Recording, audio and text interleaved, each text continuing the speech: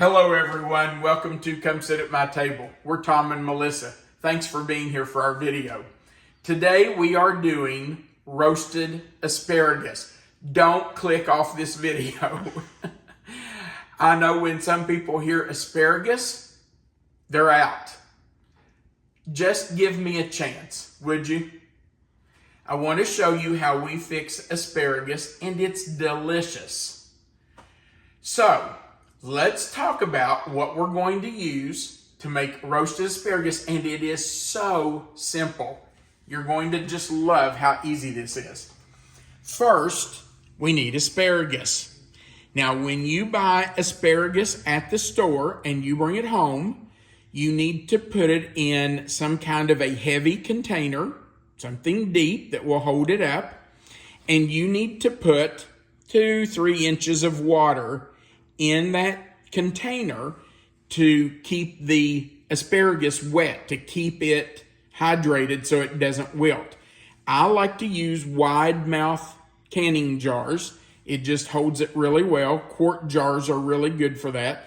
So that's how you're going to store it until you're ready to use it. And you can leave it like this for 2 or 3 days and it will be fine as long as you have water in there. It's really nice looking asparagus. That is beautiful asparagus. In fact, I'll just tell you, I was at the store yesterday and saw this on the shelf and thought, okay, we have to have asparagus tomorrow. So I bought it because it is beautiful asparagus.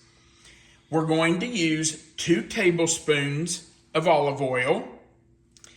We're going to use 3 teaspoons of minced garlic, 1/4 of a teaspoon of onion powder, and then we're just going to use a sprinkle of salt and pepper, as much or as little as you like. Now, I know we have some people, there's our stove, it's preheated to 425 degrees. I know we have some people that are on a salt-restricted diet. You can leave that off. You don't have to use that. And then we're going to finish off our asparagus after it comes out of the oven with some Parmesan cheese that we're just going to shred with our microplane right on top of it after it comes out. We're not going to do that before it goes in. Now, the first thing you have to do is wash your asparagus. And that's very simple to do. You just want to run or spray some cold water, some, not hot water, or room temperature water, cool water, over top of it just to clean it off some. So I'm just going to take ours and put it in this strainer. I'll just take it out of these jars and put it right in there. Move these jars out of the way. And I'm going to the sink to wash this. Now, after it's washed, it has to be dried. You don't want to put it in the oven wet. So we're going to start by washing our asparagus.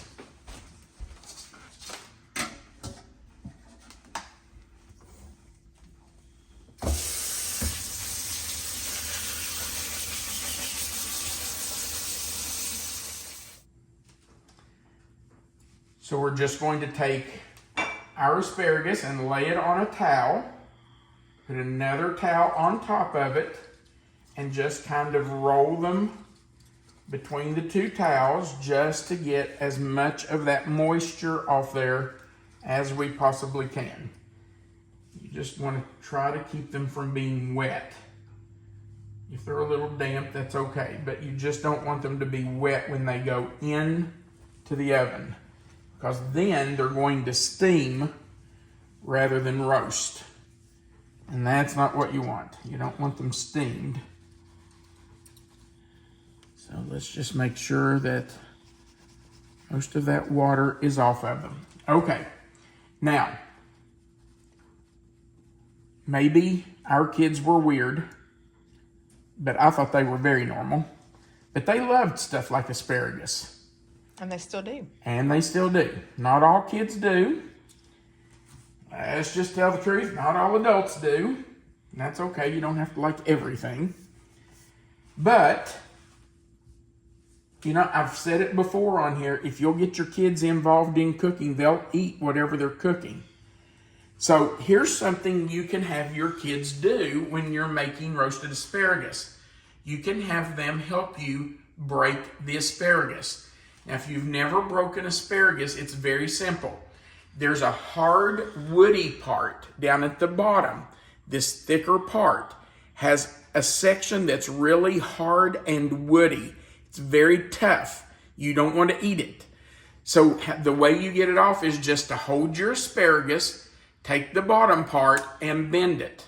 And it will break wherever that part is. That's something your kids can do. Put them at the kitchen counter. Teach them to hold the asparagus and bend the bigger part, the woody part. Teach them to bend it down and get rid of it. And these pieces can go in your compost pile or the garbage.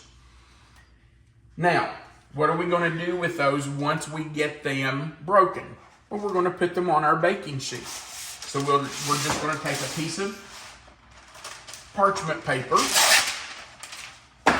And if you've been watching, you know what I do with this. This is not going to lay down on our baking sheet. It's just going to want to roll up.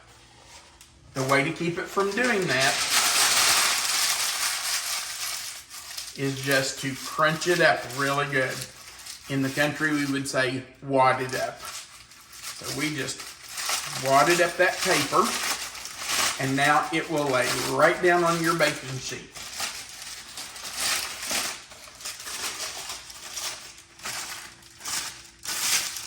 Yes, it looks like it's been used, doesn't it? First time that I did that and didn't explain why I did it, someone commented on our video and said, I can't believe you used that paper that had already been used.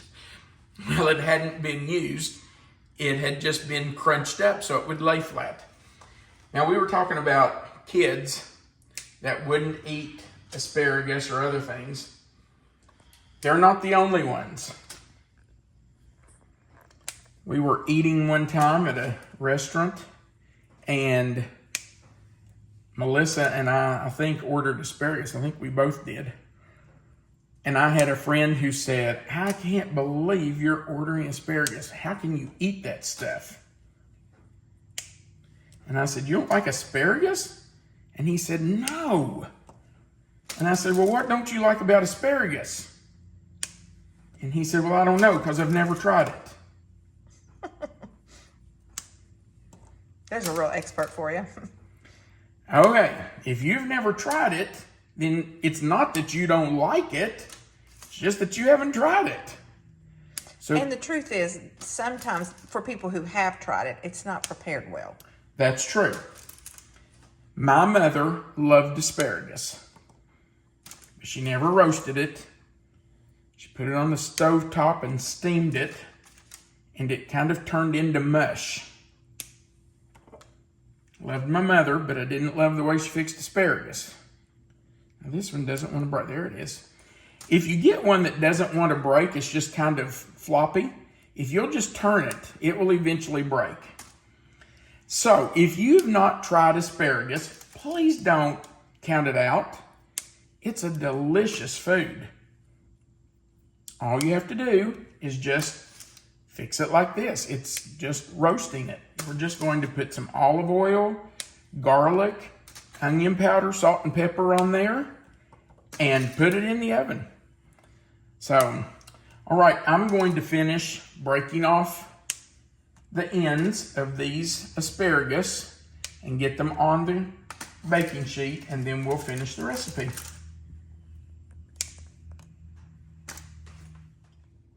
Now that we have our asparagus washed, dried, and the tough ends broken off, we're going to drizzle it with about 2 tablespoons of olive oil.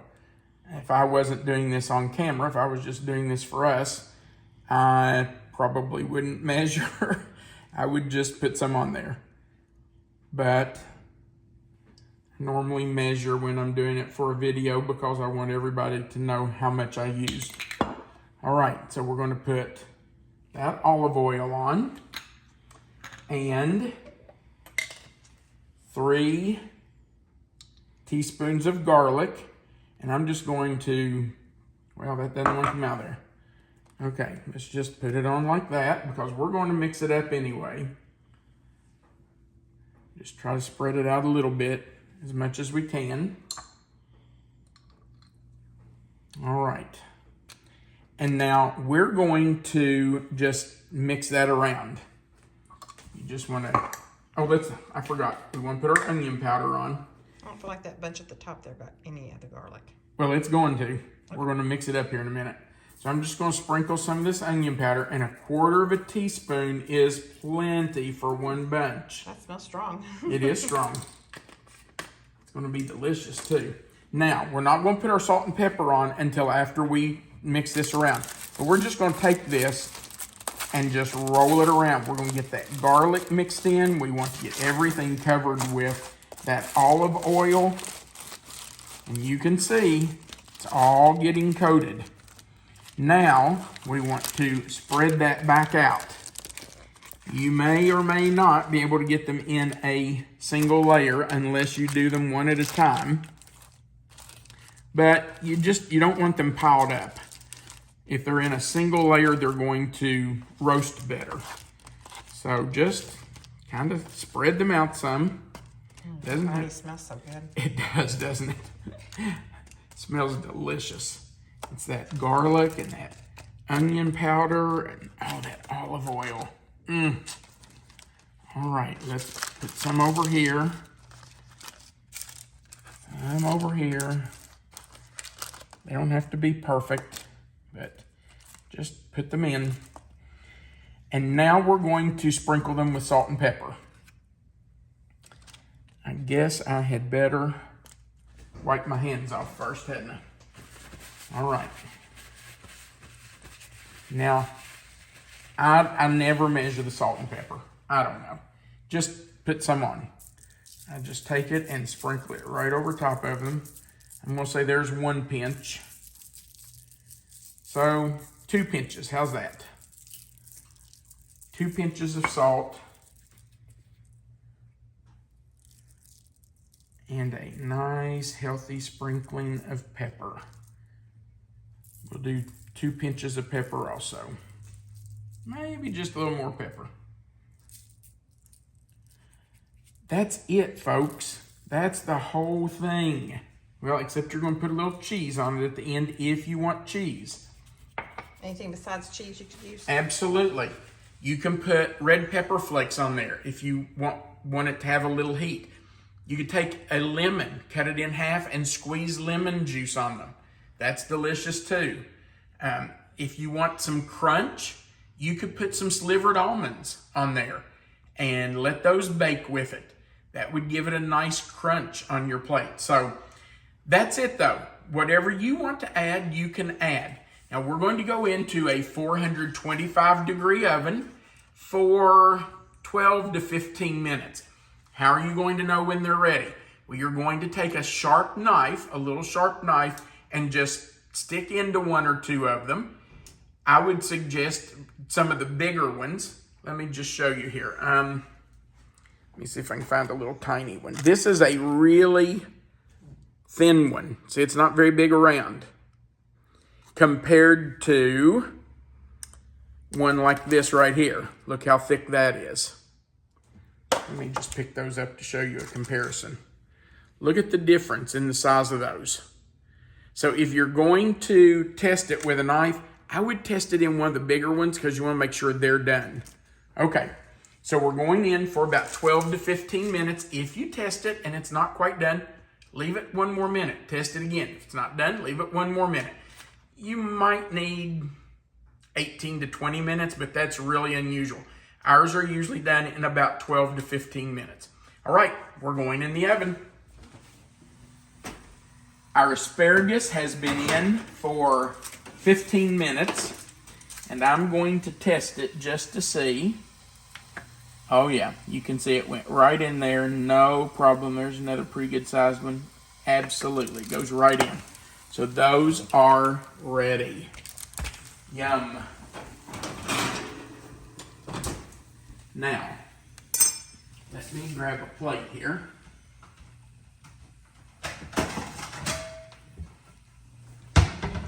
While they are hot, we are going to put just a little Parmesan on them. Doesn't take a lot. And you don't even have to do this. If you don't want to put Parmesan on them, don't do it. Put lemon juice or red pepper flakes or all of that. Or none of that. Or none of that. It's your asparagus. But you can see, now that I'm putting that on there, that cheese just kind of melts into it. Look up here where I've put this cheese. You can hardly even see it because it's melted right into that asparagus. Man, that's going to be good. Yum, yum. All right, babe, let me grab a little spatula here. I'll get us a few off to try now, and we'll save the rest for our dinner. And a fork. I know who loves asparagus in this house. I absolutely love asparagus. I know you do. I do too. Favorites. All right, I'm going to get you a bite here.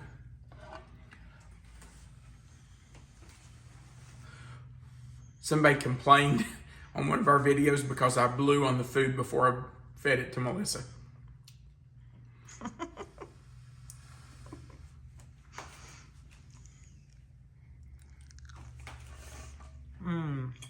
That's delicious. Perfectly done. Good job, babe. It's not soft. It's not mushy. I'm going to taste that garlic. Wow, that's good. If you've not had asparagus made like this, I really encourage you to do it.